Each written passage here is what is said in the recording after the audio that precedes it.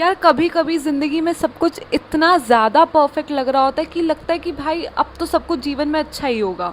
एक अच्छी फैमिली, एक अच्छा करियर और कुछ ही दिनों में शादी। लेकिन कभी कभी एक ही दिन पूरी ज़िंदगी को बदल देता है। आज की कहानी भी कुछ ऐसी है।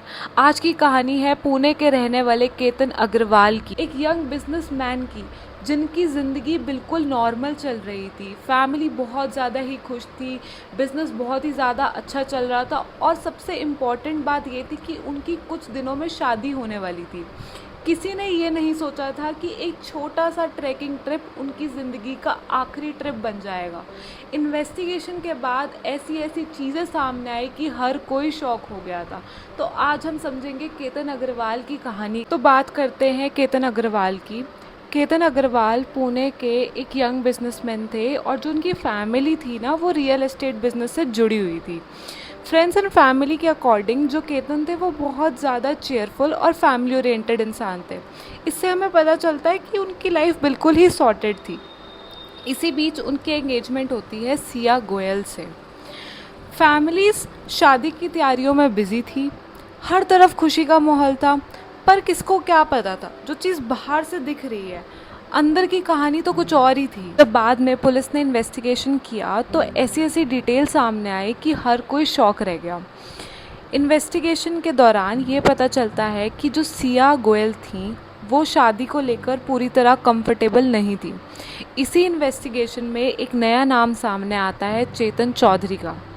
चेतन चौधरी एंड सिया गोयल ये दोनों आपस के कांटेक्ट में थे। यहाँ पर एक बात को ध्यान रखना बहुत ही ज़्यादा ज़रूरी है कि ये सब इन्वेस्टिगेशन एक सिर्फ पुलिस का है, बट जो फाइनल डिसीजन है वो कोर्ट का ही होगा। अब ये इन्वेस्टिगेशन करने के बाद केस एक नए टर्न पे चली जाती है। 18 जून 2026 केतन अग्रवाल और सिया गोयल एक दूसरे के साथ महाराष्ट्र के फेमस लोहागढ़ फोर्ट पर गए थे। अगर आप सब लोगों ने लोहागढ़ फोर्ट की पिक्चर्स देखी होगी तो आपको पता होगा कि वो जगह कितनी ही ज़्यादा खूबसूरत है। वहाँ पर हज़ारों लोग हर साल ट्रैकिंग के लिए जाते हैं। तो केतन अग्रवाल के लिए शायद वो जगह एक नॉर्मल आउटिंग सी प्लेस थी, बट कुछ घंटों बाद सब कुछ बदल गया था। 26 साल के केतन अग्रवाल अब जिंदा नहीं रहे थे। पूरी फैमिली एकदम बहुत ज़्यादा दुखी हो गई थी।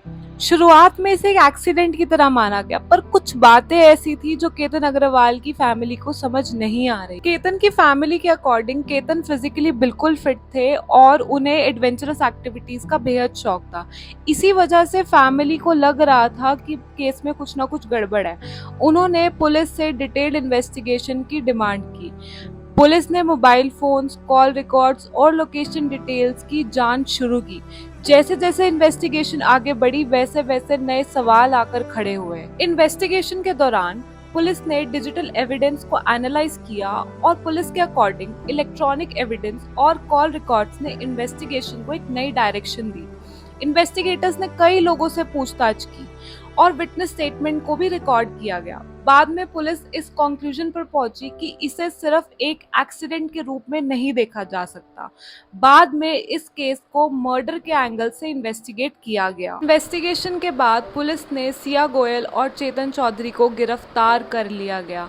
पुलिस ने दोनों पर केतन की मौत का आरोप लगाया, लेकिन यहाँ पर फिर से एक बात का ध्यान रखना बहुत ही ज़रूरी है कि जब तक कोर्ट किसी को दोषी साबित नहीं कर देता तब तक वो निर्दोष माना जाता है। अब पूरा देश इस केस के फाइनल आउटकम का इंतज़ार कर रहा है। इस पूरे केस ने हमें फिर से एक बार सोचने पर मजबूर कर दिया कि इंसानी रिलेशनशिप कितने ही ज़्यादा कॉम्प्लिकेटेड हो सकते हैं। जो चीज़ें बाहर से जितनी ज़्यादा ही परफेक्ट लगती है, ज़रूरी नहीं है कि वो अंदर से ही उतनी अच्छी हो। आपका इस केस में क्या सोचना है कमेंट में ज़रूर बताइए, और अगर आपको ऐसी ही क्रिमिनल स्टोरीज अच्छी लगती है तो चैनल को सब्सक्राइब कीजिए और मिलते हैं अगली स्टोरी के साथ। Thank you.